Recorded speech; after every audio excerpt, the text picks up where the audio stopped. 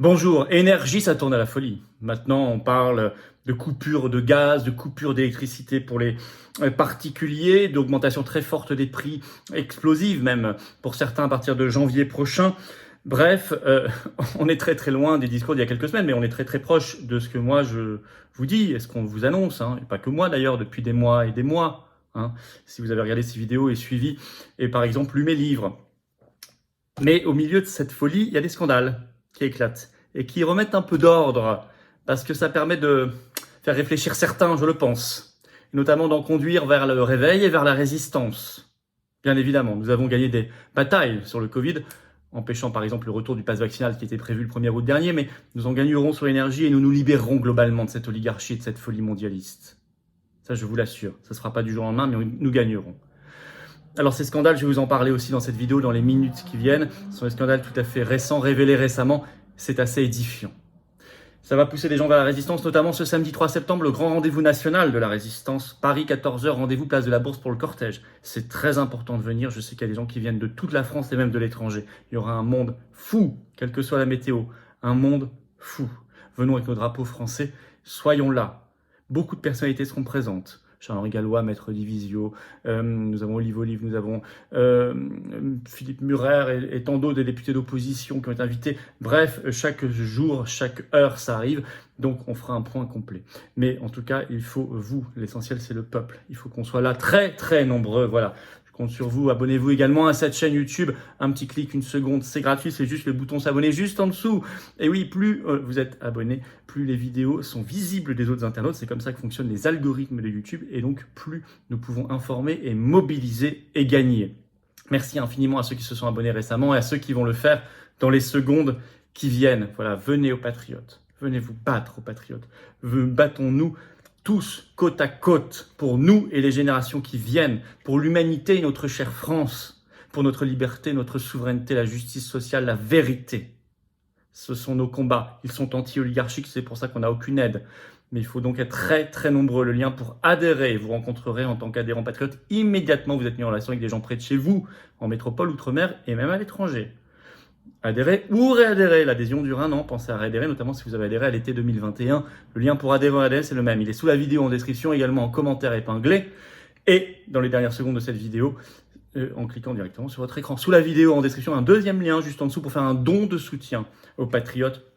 Le don est vital, le don est urgent parce qu'il permet de financer beaucoup de choses et que nous aussi on est victime de l'inflation et qu'on n'a pas de financement public cette année et qu'on n'a pas de financement bancaire et on ne fait pas de cadeaux. Or, on fait des choses qui coûtent cher. Voilà. Donc, si vous pouvez aider, c'est formidable. Les dons supérieurs à 500 € ont des avantages supérieurs depuis quelques temps. C'est expliqué sur le site des Patriotes. Mais dans tous les cas, quel que soit le montant, c'est défiscalisé pour vous aux 2 tiers, comme l'adhésion et comme la réadhésion d'ailleurs. Alors, bravo aux donateurs, aux réadhérents également. Bienvenue aux nouveaux patriotes résistants. Alors, coupure de courant, coupure de gaz, scandale. Scandale, j'y viens dans un deuxième temps dans cette vidéo. Je rappelle quand même qu'on est très loin de ce que disait il n'y a pas si longtemps le porte-parole du gouvernement Olivier Véran sur France Info le 20 juillet. Pas de plan caché, pas de contraintes. Bon, c'était faux. Quand Véran dément, Véran ment. La réalité émerge. Alors, vous voyez déjà ma vidéo d'hier sur cette chaîne, de ce 30 août, sur le mot rationnement, mais là on va plus loin. Ah oui, ça va toute vitesse, du nouveau. D'abord un document, alors j'ai mis en ligne, parce qu'on me l'a envoyé, figurez-vous. Et Kenedis, donc lié à EDF, envoie en ce moment à des entreprises françaises. Je l'ai mis sur Twitter, Facebook, vous pouvez le retrouver. On nous parle, dans ce document, on y parle de possibles délestages programmés cet hiver, avec des coupures d'électricité, c'est écrit en toutes lettres, par tranche de 2 heures le matin et l'après-midi. Alors ce qu'ils appellent le matin, c'est entre 8h et 13h, et l'après-midi, c'est entre 17h30 et 20h30. Véran disait pas de plan caché, pas de contraintes. Par ailleurs, nous apprenons ce 30 août que ça y est, le géant russe Gazprom annonce suspendre complètement ses livraisons de gaz au groupe français Engie, ex-Gaz de France, dès le 1er septembre, c'est là, maintenant. Car, il le dit, on le fera jusqu'à réception, je cite, en intégralité des sommes financières dues pour les livraisons dans un communiqué de Gazprom. Donc ça précipite les choses. Et en effet, ce 30 août sur France Inter, la ministre de la Transition énergétique, Agnès Pannier-Runacher, annonce ceci, je cite, « Nous devons nous préparer au scénario du pire ».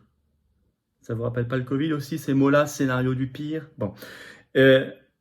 Elle en appelle, je cite, à une diminution de 10% de notre consommation énergétique. C'est énorme, hein, 10%. Je rappelle cette phrase de Charles de Gave, qui est aussi invité pour le 3 septembre d'ailleurs, l'économie c'est de l'énergie transformée. Alors elle ajoute, la ministre, je cite, « Si nous ne nous sommes pas organisés, nous pouvons effectivement entrer dans un scénario de rationnement ponctuel. » La ministre évoque notamment pour les entreprises des coupures de gaz de 1 ou 2 jours. Ça commence à faire beaucoup. Et pour l'électricité, pour les particuliers et les entreprises, de 2 heures maximum, dit-elle. Pour l'instant, on verra ce qu'elle dira dans une semaine. Bon. Alors, BFM TV a même une information qu'elle nous livre dans un article qui est en ligne du 30 août. Je cite, « Une autre piste étudiée, a appris BFM TV, serait d'augmenter de manière considérable le prix de l'énergie au-delà d'une consommation raisonnable. »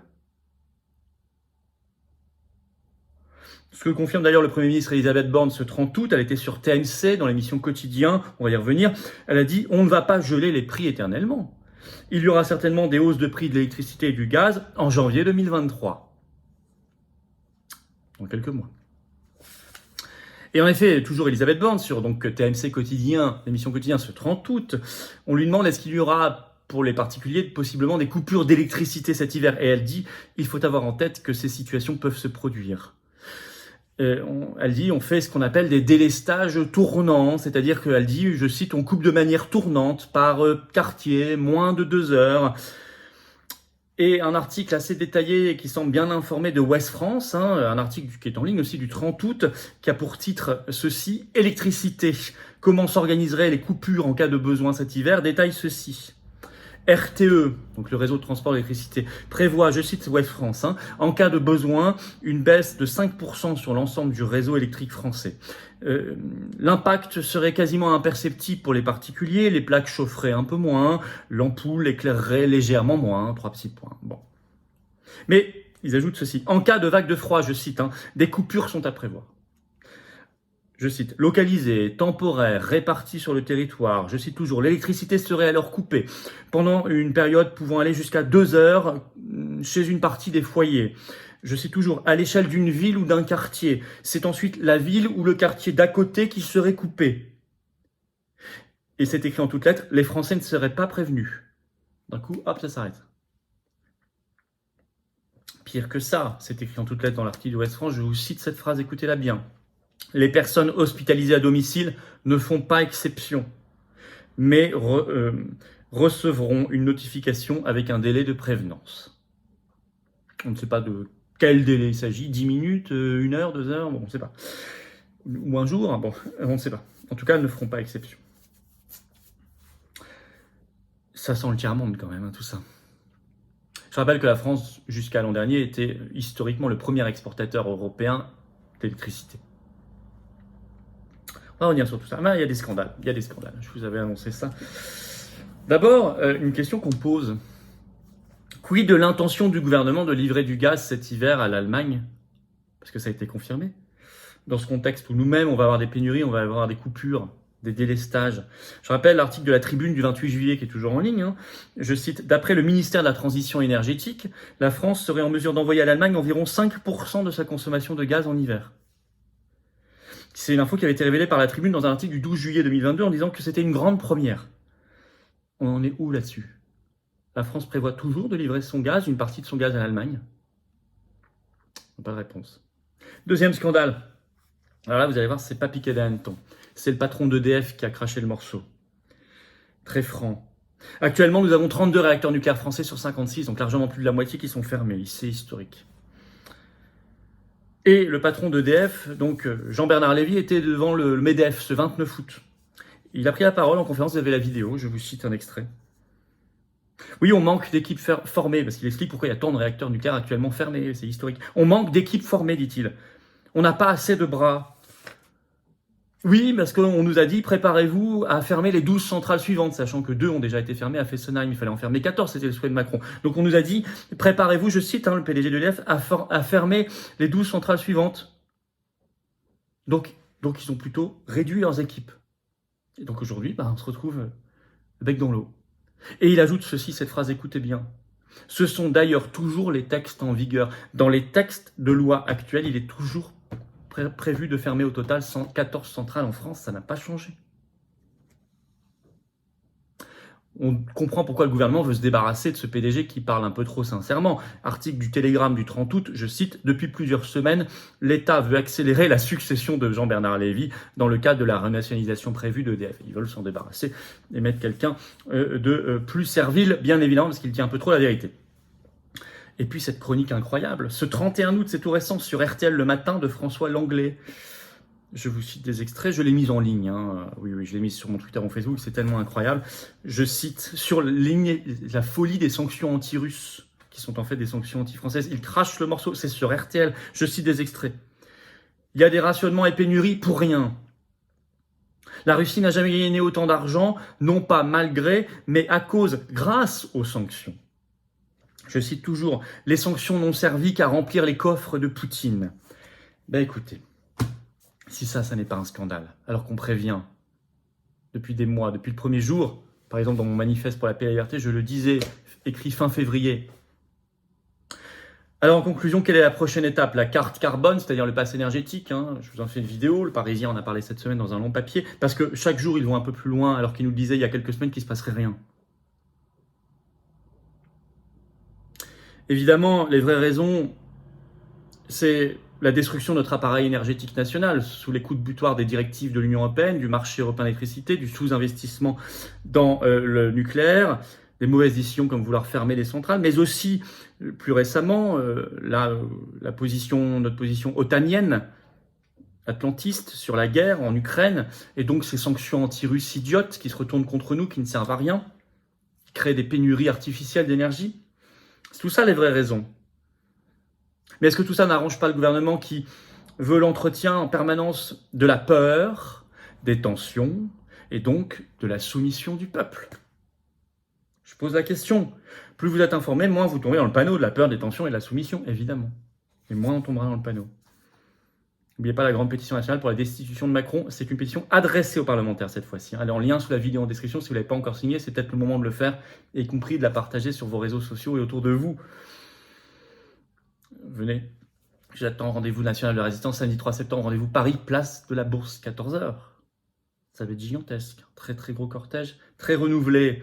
C'est même pas le même point d'arrivée que d'habitude, vous allez voir. D'ailleurs, tout est renouvelé, tout est plus puissant.